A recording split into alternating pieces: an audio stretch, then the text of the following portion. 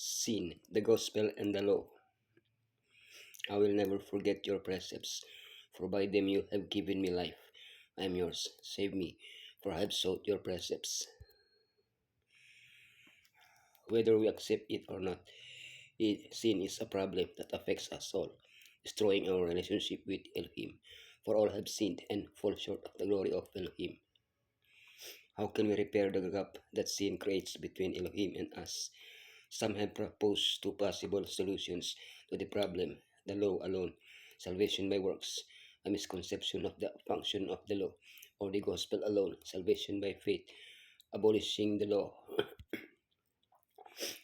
Properly understood, law and gospel are not incompatible. Rather, they both collaborate in our fight against sin.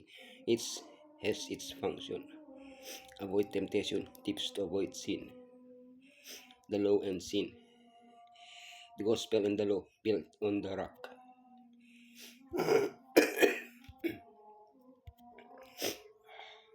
Sin.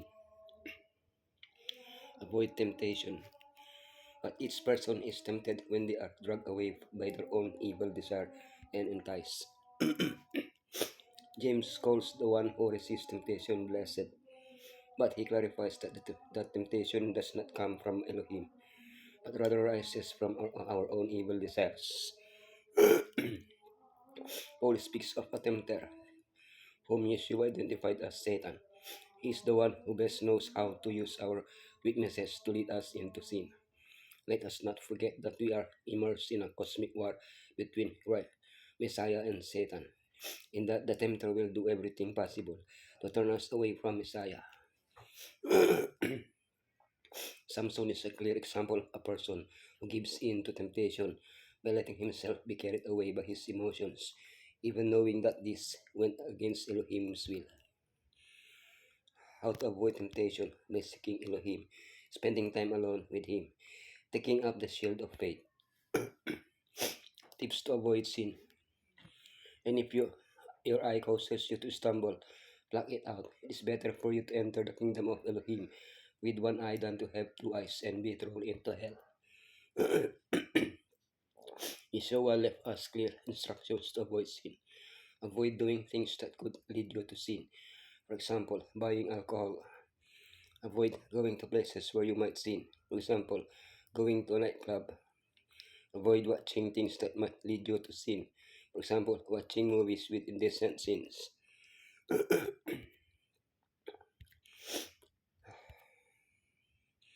In short, do everything you can to avoid sin, and being tempted to sin, pray about it. Stop telling everyone how good you are. Be humble like Yeshua. Do whatever is necessary to eradicate lust from your heart. Stop criticizing and judging others. Do not hate your enemies, but pray for them. Stop being angry with those around you. The law. The law and sin. Everyone who sins breaks the law. In fact, sin is lawlessness. The relationship of the law to sin has been misinterpreted by some who think that by keeping the law, they can redeem their sins. This idea has led others to the opposite extreme, namely, that the law has been abolished. The problem that has been thinking that the law is related to salvation, either as a means or as an obstacle to achieving it, but the function of the law has never been salvific. What then is its function? The law reveals sin to us. Without the law, we would not know what sin is. Therefore, we would not seek a solution. Far from being a burden, the law is a protective fence that prevents us from suffering the terrible consequences of sin. The Gospel. The Gospel and the Law. For we maintain that a person is justified by faith apart from the works of the law. Our salvation, the forgiveness of sins, and eternal life is obtained through the work of Yeshua, paid for us on the cross. This compels us to love Yeshua for it, and we demonstrate this love precisely by keeping His commandments. Let's review the relationship between the law and the gospel, that is salvation through the blood of Yeshua. The law defines what sin is. When we sin, we are condemned to eternal death. The law is incapable of forgiving sin. Yeshua suffered eternal death to pay for our sins. When we accept Yeshua's sacrifice, our sins are forgiven. Once forgiven, we keep the law so as not to sin again. Yeshua never intended to abolish the law, but to confirm it. Both the law and the gospel are a reflection of Elohim's very character of love, built on the rock. Therefore, everyone who hears these words of mine and puts them into practice is like a wise man who built his house on the rock. Accepting the gospel involves following a process. The first step is knowledge, because we must know that someone can redeem us. But knowledge alone will not save us. Yeshua compared those who receive the knowledge of salvation but do not put the principles of the gospel into practice to a person who built on sand, and great was the fall of it.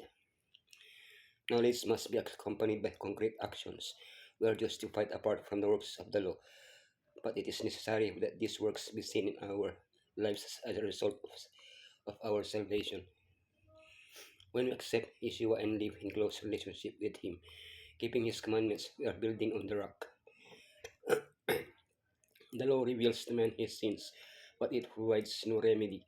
While it promises life to the obedient, it declares that death is the portion of the transgressor. The gospel of Messiah alone can free him from the condemnation or the defilement of sin. He must exercise repentance toward Elohim, whose law has been transgressed, and faith in Messiah, his atoning sacrifice. Thus he obtains remission of sins that are past and becomes a partaker of the divine nature.